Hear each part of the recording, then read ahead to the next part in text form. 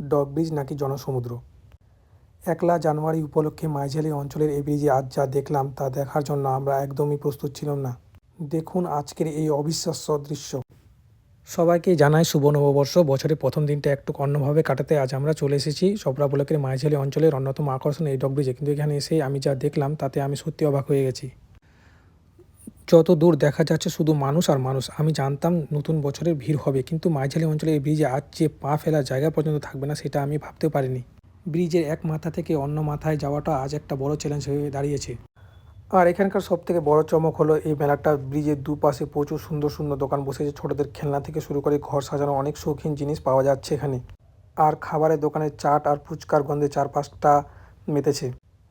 একদম মনে হচ্ছে যেন কোনো বড় গ্রামীণ মেলায় চলে এসেছি। এত মানুষের ভিড় থাকলেও সবার মুখে আনন্দ দেখে খুব ভালো লাগছে। মাঝালি অঞ্চলে এই ডক ব্রিজ আজ আক্ষরিক অর্থে এক মিলন মেলায় পরিণত হয়েছে। আপনারা আজ নতুন বছরের প্রথম দিনটি কোথায় কাটালেন কমেন্টে অবশ্যই জানান। ভিডিওটি ভালো লাগলে লাইক করুন এবং শেয়ার করতে ভুলবেন না। ধন্যবাদ। নেক্সট পার্টটির জন্য অপেক্ষা করবেন।